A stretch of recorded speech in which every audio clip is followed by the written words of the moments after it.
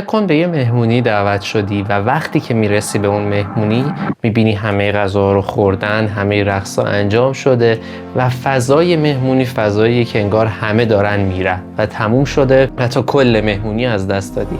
چقدر حس بد و مزخرفی، حس از دست دادن و عقب موندن از بقیه. یا یه سناریو دیگه تصور کنیم، یه مسابقه که تو میبینی چقدر از بقیه عقب افتادی. میبینی تو دور اولی، مثل مسابقه فرمول 1 رو دیدی، تو دور اول، دوم، سوم، رقیب دور 30، 40. چه حس مزخرفی هست و خیلی جالبه. اکثر راهکارهایی که میدن این سری جملات انگیزشی خیلی کوچیک موچولوئه که مطمئنم هممون بارها شنیدیمش و هیچ تاثیر رومون نداشته. این اولین ویدیوی کانال امیریانوفه. من امیر عابدی‌فرد هستم و این اولین ویدیومه. خیلی خوشحالم میگیرم با مهمونمون امید پسرمون. خیلی مستحضری با منی؟ نگاه مثل ویدیوی دستا شبکه 4 نیست. امید ریلکس. خب من یه معرفی از خودم بکنم چون تا حالا من تو کانالم معرفی نذاشتم. من امیر عابدی‌فرد هستم، 22 سالمه، ساکن اصفهان و تازگی‌ها رشته روانشناسی فارغ التحصیل شدم، لیسانس، و الان دارم برای ارشد میخونم. گفتم یه حالت گفتگو طور باشه، نمی‌خواستم خیلی خسته کننده بشه اینجوری که مثلا من یه سری موضوعات رو بیام توضیح بدم و شما بشین. یه حالت مثلا مثل دو نفر هستن که دارن شروع میکنن با هم حرف زدن، اینجوری میخواستم باشه که جالب تر باشه. این دیگه هر کسی مطمئنم این حسو داشته که از بقیه عقب مونده توی یه سری چیزا. مثلا وقتی که تو توی مسابقه 2 هستی، تصورشو بکن و میبینی هر چقدر که میخوای برسی به ته خط پایان، یه نفر ور میداره خط پایان میذاره دورتر و حس میکنی خیلی سخته و من هر چقدر که میدوام، هر چقدرم تلاش میکنم، واقعا نمیتونم به تهش برسم. تو هم مطمئنم چه تو تحصیلت، چه تو کارت، چه روابط عاشقانه. چرا میخندی؟ جدی شو. وقتی میبینم خندم میگیره، دست خودم نیست. آره خب چیز طبیعیه. خیلی وقتا ما واسه اینکه با دردامون روبرو میشیم سعی میکنیم بخندیم که راحت تر بتونیم ازش بگذریم و میبینی چقدر حس مزخرفیه. یعنی انگار تو کلی اشتباه انجام دادی و تو این راه تنها هستی و هیچ چیز دیگه ای هم نداری و اون لحظه تو انگار تنها ترین و بدبخت ترین و بی‌عرضه ترین و زشت ترین موجود کل جهان هستی. دقیقاً. یعنی اون جایی که حس میکنی کامل یه لوزری، همه زندگی رفته برات، هیچی دیگه برات نداره. آره. بعد مثلا جملات چیز میگن، مثلا میگن که هر کسی نردبون خودشو میره بالاتر، هر کسی مسیر رشد خودشو داره. همچین جمله‌ای میگن که خب درست هستش، ولی اون لحظه حس نمی‌کنی که حالت خوب شده. تو حس می‌کنی؟ من اون لحظه میگم فقط نیاز دارم که حتما یا یه چیزی بخورم یا اگه خیلی عصبانی باشم از یه نفر آدم، تو ذهنم آدم شاید آره. و میدونی خیلی وقتا اون کسی که ما میبینیم از ما خیلی جلوتره، گاهن یه احساس نفرت از اون آدم پیدا میکنه. میگار از اون آدم که از ما موفق تره بدمون میاد که چجوری مثلا. و میدونی خیلی وقتا انگار دوست داریم اون آدمی که رسیده به اونجا، درسش بهتره، نمیدونم رابطش بهتره، اونو از دست بده. یعنی خیلی من خودم مثلا اینجوریم، نمیخوام که من اون چیزی که اون داره رو به دست بیارم. حس میکنم اگه اون چیزی که اون داره رو از دست بده، خیلی بیشتر دلم خنک میشه. دقیقاً. وقتی من خیلی مقایسه میکنم خودم با اون، حس بیشتر به واقعا به دست میده. آره. و مثلا چیزایی که هست میبینی، مثلا تو رفیقت داره آیلتس میخونه، تو هنوز رشتت معلوم نیست، اصلا نمیدونی از رشتت خوشت میاد خوشت نمیاد. یا توی زمینه کار میبینی تو هنوز کارتو درست حسابی پیدا نکردی، رفیقت ماشین خریده. یا مثلا میبینی تو رابطت داری گم میزنی، رفیقت او و 2-3 تا آدم داره با هم هندل میکنه. اینجا اکثر جاست که این حس عقب موندن آره میاد سراغت و خیلی جالبه. حس میکنی لحظه صدای توی سرت شروع میکنن داستانهای مختلفی رو گفتن. حس میکنی از بقیه عقب‌تری و دقیقاً راه رسیدن بهش رو نمیدونی چیه. انگار به هر دری میزنی، هر کاری میکنی، نمیتونی اون جواب واسش پیدا بکنی. آره.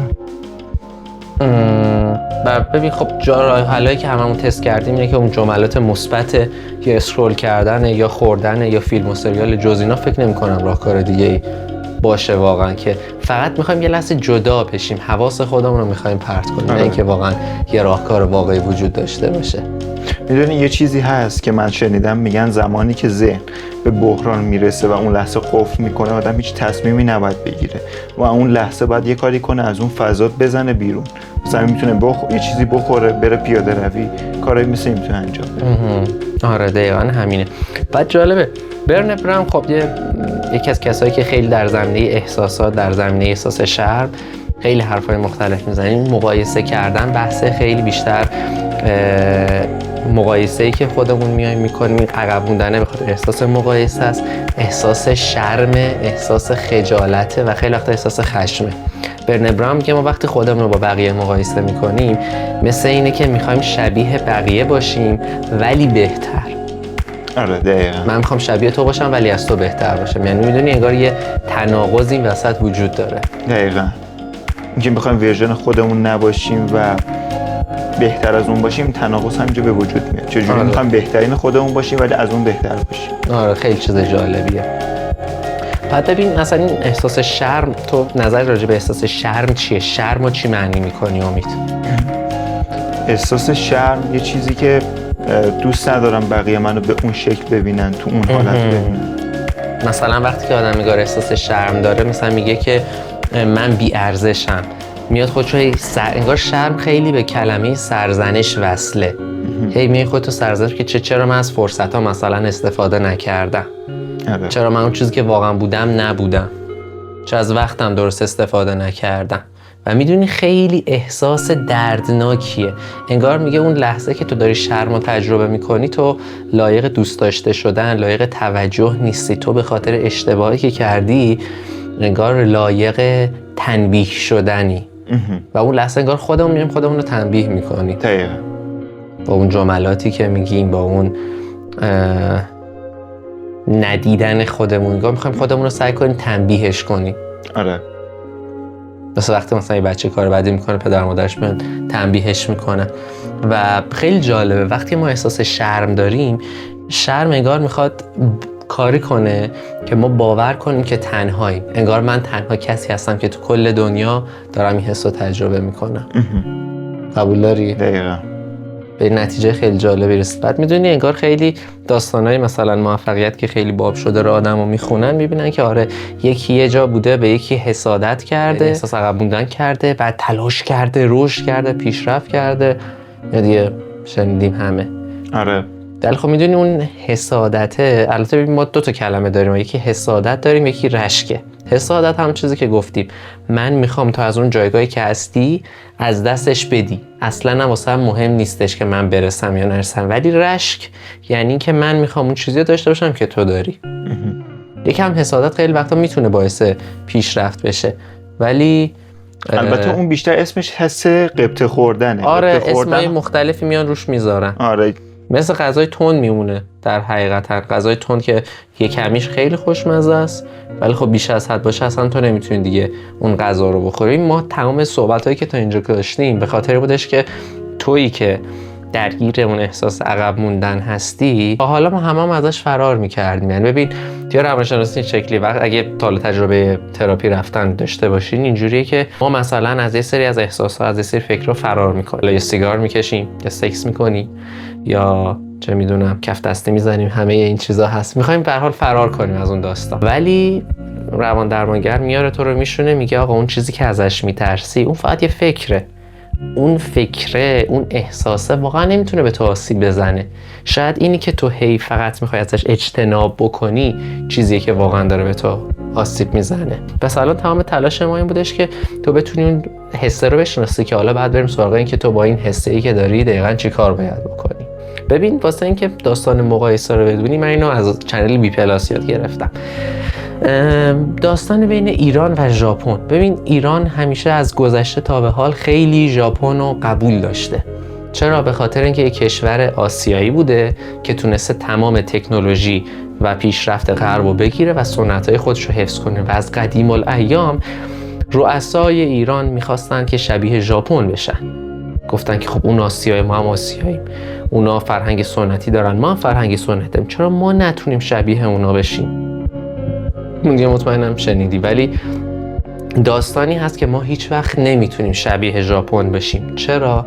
چون ببین تاریخ ژاپن که بخونی میفهمی ژاپن کشوری بوده که کلا زیر 10 بار در طول تاریخ بهش حمله شده.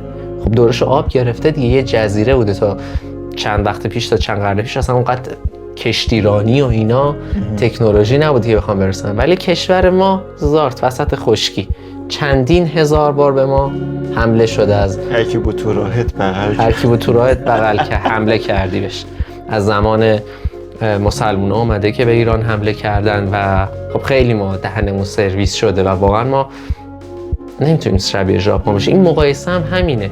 خیلی وقتا ما میایم خودمون رو مقایسه میکنیم در حالی که زمینه ها فرق میکنه، محیطی که توش بزرگ شدیم خیلی فرق میکنه. و ببین تمام این صحبت هایی که ما داریم میکنیم تهش این خروجی پیدا نمیکنه که تو هیچ وقت خودتو با بقیه مقایسه نکنی، چون نمیشه تو خودتو با کسی مقایسه نکنی. این واکنش طبیعی توه، این بخش طبیعی تو میتونی نفس نکشی؟ نه، تو باید نفس بکشی. آره، پس تمام تلاش ما اینه که تو مقایسه میکنی خودتو، ولی بعد از این ویدیو سعی میکنی یه واکنش بهتری از خودت نشون بدی و این به نظرم چیزی که جالبه، مهمتر. پس اولین چیزی که میخوام تو داستان مقایسه کردن بدونی زمینه هاست. هی میومدن با جمله‌های خوشگل انگیزشی بدون اینکه هیچ پیش زمینه‌ای داشته باشه به مغزت خط میدادن، مغزت تو خط نمیگرفته. حالا میخوام یکم با منطق با ذهنت بازی کنیم که مطمئنم اینجوری خیلی بیشتر خط میگیره. یه تمرین دیگه حالا میخوایم انجام بدیم، تمرین دومی که من خیلی دوستش دارم، این که تو بتونی فکرتو ببینی. میخوام یه موقعیت رو در نظر بگیری که حس کردی از یه آدم دیگه ای عقب‌تری. میتونی به ما بگی چیزی که حالا نمیخوام خیلی هم مثلا اون چنان احساسی بشی و ناراحت بشی، مثلا از 1 تا 10 مثلا 5 باشه. یه موقعیت رو میتونی بگی، میخوایم تمرین عملی با هم انجامش بدیم.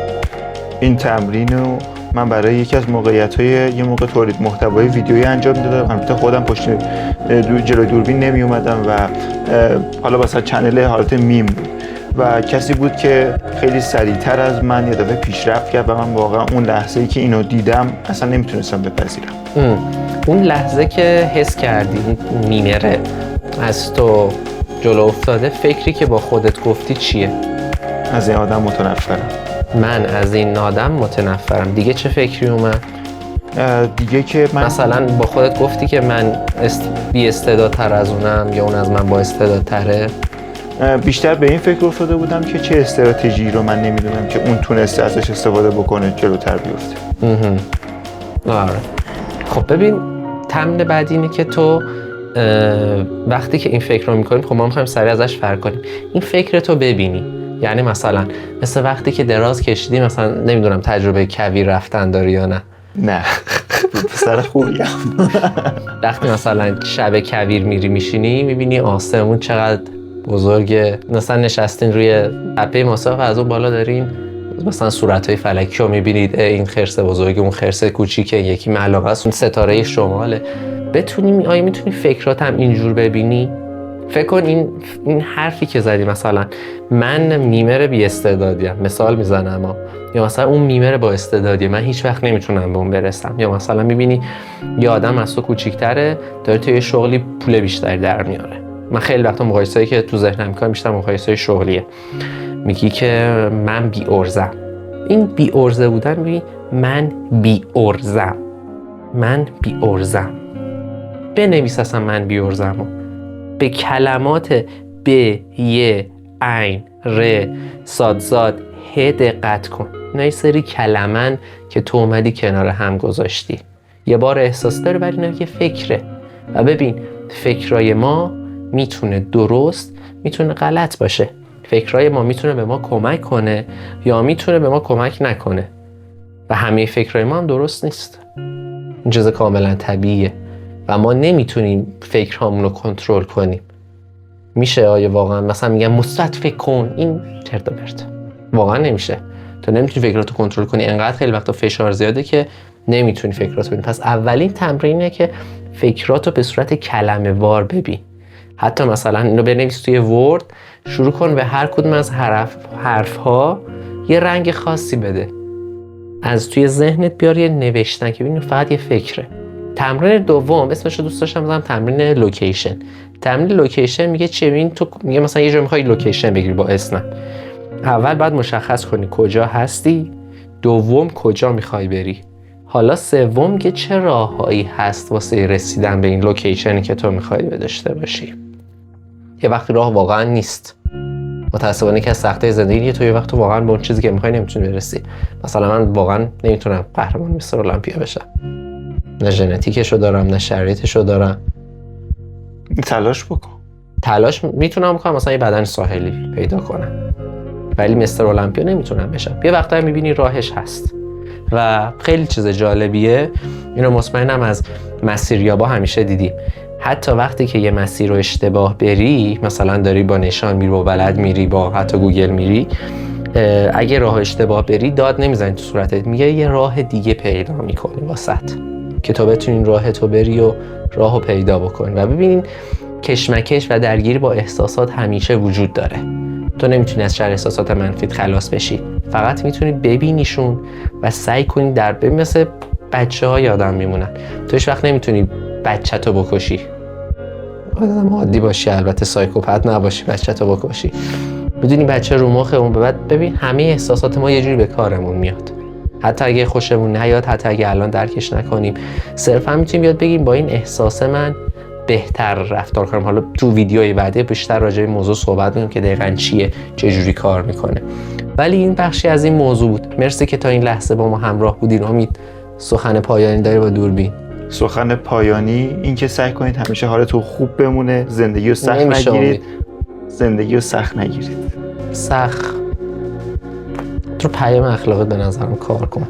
آره دوستان پیام اخلاقی، من پیام اخلاقی خاصی ندارم، میسپارم به خود ساب چنل. آره چون میبینی خواستیم، من اصلا با امید گفتم باید هیچ سناریویی نیست، هر چی در دل هر چی دل تنگت خواهد بگو، ولی هیچ وقت نمیتونی همیشه خوب باشی و این هیچ اشکالی نداره، چون ما آدمیم، احساسات مختلف رو تجربه میکنیم. توی ایران داریم زندگی میکنیم، هر روز اتفاق جدید، چالش جدید، یه مسیره. توی مسیر سعی میکنیم بهترین کاری که از دستمون در میاد انجام بدیم. مرسی که با من همراه بودین.